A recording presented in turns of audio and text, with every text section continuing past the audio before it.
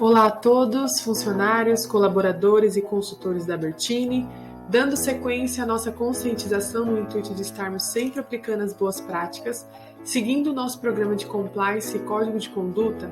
Hoje vamos falar sobre a Lei 12.846 do ano de 2013, que trata a Lei Anticorrupção ou Lei de Empresa Limpa, que foi regulamentada pelo Decreto 8.420 do ano de 2015 e que tem por objetivo instituir medidas no combate à corrupção.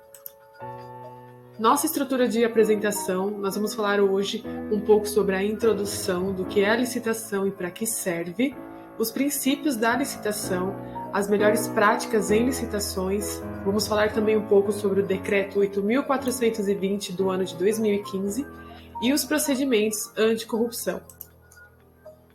A licitação pode ser entendida como um procedimento obrigatório que antecede e analisa propostas de aquisição de bens e serviços por parte do poder público. Dentro do artigo 37 da Constituição Federal do ano de 88, incorporando assim o processo licitatório que busca avaliar os pontos vantajosos de cada proposta para escolher a melhor opção para os órgãos públicos, combinando assim qualidade com o menor preço. Por ser um procedimento de caráter obrigatório em todas as compras, a licitação é composta por princípios que devem reger toda a gestão. Mas afinal, qual é a finalidade da licitação? A licitação destina-se a garantir a observância do princípio constitucional da isonomia, a seleção da proposta mais vantajosa para a administração e a promoção do desenvolvimento nacional sustentável. Aqui nós vamos conhecer um pouco sobre os princípios da licitação.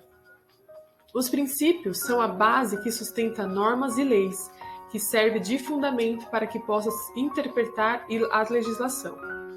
Confira agora, a seguir, os princípios básicos que norteiam os processos licitatórios.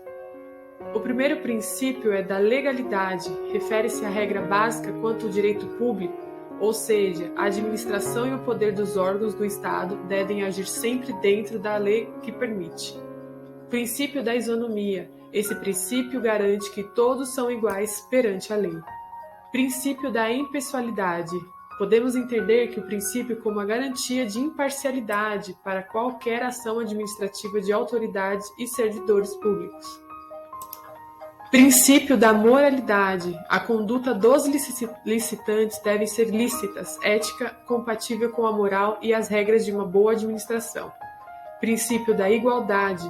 Assim como a isonomia, o princípio da igualdade prevê os direitos entre os licitantes e agentes públicos. Princípio da publicidade ou da motivação.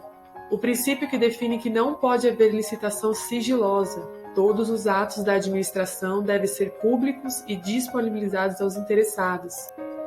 Princípio da probidade administrativa. Esse princípio é indispensável para que haja legitimidade nas condutas públicas. Princípio da vinculação ao instrumento convocatório. A essência é respeitar todas as diretrizes estabelecidas no edital, bem como as aplicações previstas para os processos licitatórios. Princípio do julgamento objetivo. É responsabilidade do legislador proibir a utilização de qualquer elemento, critério ou fator sigiloso que diminua a igualdade entre os licitantes. Aqui nós vamos falar um pouco sobre o Decreto 8.420 do ano de 2015, que é o decreto responsável por regulamentar a Lei Anticorrupção, que é a Lei 12.846 de 2013, e são exemplos de aspectos regulamentados pela lei as regras para a celebração dos acordos de leniência, a definição dos critérios para o cálculo da multa e parâmetros para avaliação de programas de compliance. E o que é a Lei Anticorrupção? A Lei Anticorrupção ou Lei de Empresa Limpa foi regulamentada pelo Decreto 8.420 e tem o objetivo de instituir medidas no combate à corrupção, como a responsabilização das pessoas envolvidas e a recuperação dos danos causados à administração pública. Aqui nós vamos conhecer um pouco sobre os 5 pontos do decreto que protege a Lei 12.843, Lei Anticorrupção. Vamos entender um pouco sobre a regulamentação. Primeira parte, a responsabilização administrativa. É a lei que confere à Controladoria Geral da União. Compete a ela exclusiva para instaurar, apurar e julgar os lesivos à administração pública nacional e estrangeira. As multas. O cálculo da multa. De acordo com a lei de punição, o ato lesivo nunca será menor do que o valor da vantagem oferida. O cálculo da multa é o resultado da soma e subtração de percentuais incidentes sobre o faturamento bruto da empresa.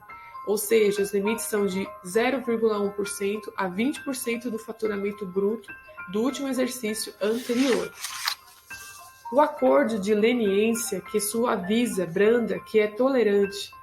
Cumprido o acordo de leniência, a pessoa jurídica tem direito a isenção de publicação da decisão sancionadora, isenção da proibição de receber incentivos, subsídios, subvenções, doações de acordo ou entidades públicas, isenção ou atenuação de punições restritivas ao direito de licitar e contratar a redução do valor de multa. Programa de integridade, o compliance. A partir do decreto, ficam estabelecidos os mecanismos e procedimentos de integridade auditora, aplicação de códigos da ética e conduta de incentivos de denúncia como irregularidades que devem ser adotados pela empresa e monitorados pela Controladoria Geral da União.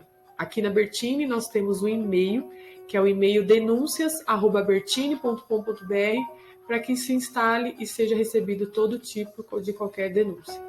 E os cadastros nacionais, geridos também pela Controladoria Geral da União, são os cadastros nacionais de empresas punidas e de empresas inidôneas e suspensas, que reúnem as pessoas jurídicas que sofrem sanções com base na Lei Anticorrupção e em outras legislações, como a Lei de Licitações e Contratos.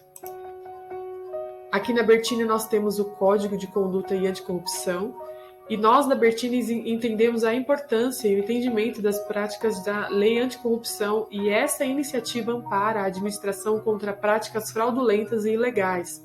Além de coibir atos de corrupção e qualquer conduta prejudicial para a administração pública, trata-se também de responsabilização administrativa e civil de pessoas jurídicas. Instrumento esse eficaz e fomentadora das boas práticas da governança empresarial. Aqui nós temos algumas referências da onde nós tiramos todas as informações e todo o estudo prático no site do Instituto de Direito Real, no Jus Brasil, na parte de artigos, também algumas coisas da Controladoria Geral da União. Agradecemos a todos que estiveram até aqui, concluímos agora essa apresentação, dizendo muito obrigada e até a próxima, se Deus quiser.